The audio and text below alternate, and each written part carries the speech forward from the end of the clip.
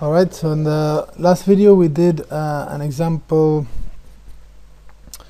where we had to make sure that when we added two vectors in a certain combination, we got them parallel to I first, and then we did them parallel to J, and that was pretty easy because the equation just came out quite quickly.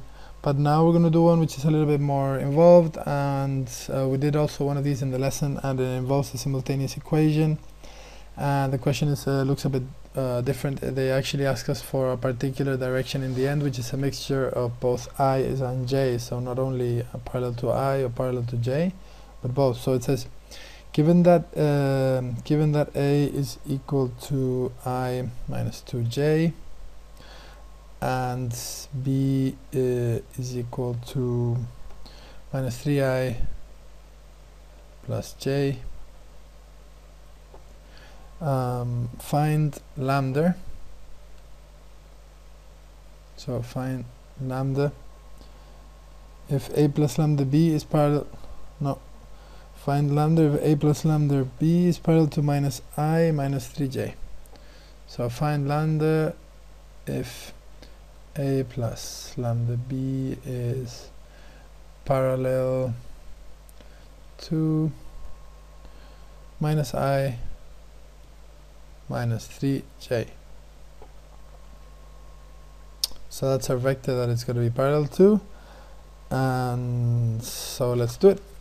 I'm only going to do one of these because then we need to move on to a different type of question, and that'll be a better use of all of our time. So let's see, find lambda if A plus lambda B is parallel to that. So what we're saying is that A, which is 1I minus 2J, so that's 1 and then minus 2 here, and that plus lambda B, and B is minus 3 and 1, minus 3 and 1, is gonna equal to, it's gonna be parallel to that. So let's not force it to be exactly equal to that vector. Let's say it's gonna be some constant. Let's call it some constant k times the vector. Okay, minus 1 and minus 3. So we do this because we don't want this combination to come out to be exactly that vector. It might not be possible that when you add the two sides of the triangle you get exactly the one that you want. You might have, this one might be a bit too long or whatever, and then you need to use this constant here to either stretch it or shrink it, the answer, so that you get something at the end that makes sense, and you get the three sides of a triangle. So basically when you add two vectors you're making a triangle with the resultant, which is going to be the third one, and if the sizes don't match exactly then you won't be able to do that. So that's why we introduce here this extra constant, so we can make sure that the triangles match. So we have two equations here. We can take the first one first. I'm going to do in green, and this is where I'm going to take it from. It looks like that. Sorry about closing it here, and so it's 1 plus minus 3 lambda, sorry, so that's going to be a minus 3 lambda is equal to k times minus 1, so minus k. That's our equation number 1. And our equation number 2, which is going to be this one over here,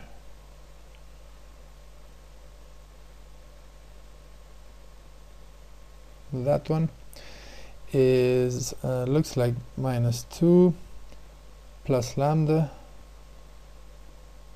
is equal to minus 3k, and that's our equation number 2. Now you can solve these equations in several ways, and I'm going to do it by adding them together or subtracting them. You can think about it either way. You can do either of those two things, or you can first find out one of the variables in terms of the other, and then substitute. So from one I could find. So I'm going to do it in both ways, so that you see that it's the same one, so that you see that we get the same answer basically. So it's a nice thing to do. So let's do it by subtracting these two equations. In order for this to be useful, if we're going to subtract them, we need the same number of lambdas or the same number of k's. Otherwise, they're not going to cancel out, and we want to get rid of them. So let's, for example, multiply the first equation by 3, all of it. If we multiply the left and the right of the equation by 3, then we won't have a problem with having changed or done an illegal operation or something we weren't allowed to do. So what does it look like if we multiply our number 1 by 3? It looks like 3 times 1 minus 3 times 3 lambda and minus 3k. So we multiplied all throughout by 3, and now we're in a situation where if we were to subtract this one here from that one, then you're gonna perhaps you can see that when we do minus 3k minus minus, it becomes a plus. So then you have minus 3k plus 3k. The k's are gonna disappear.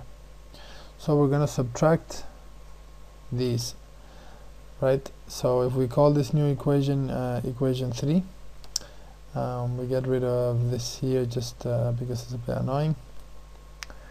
Then we can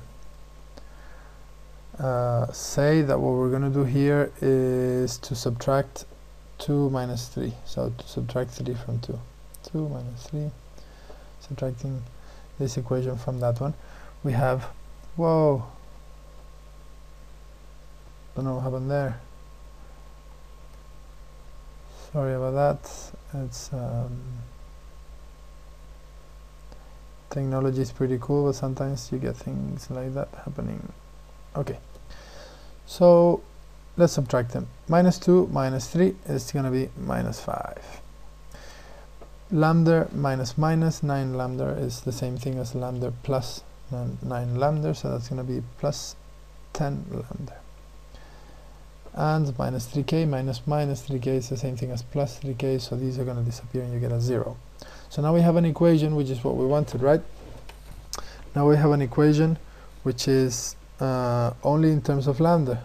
That's exactly what we're looking for, an equation with only one letter, and in fact it's the letter that we want to find, so that's good. So we've got rid of the k that we didn't really need to find. We needed it to solve the equation, but we didn't need it in order to find it.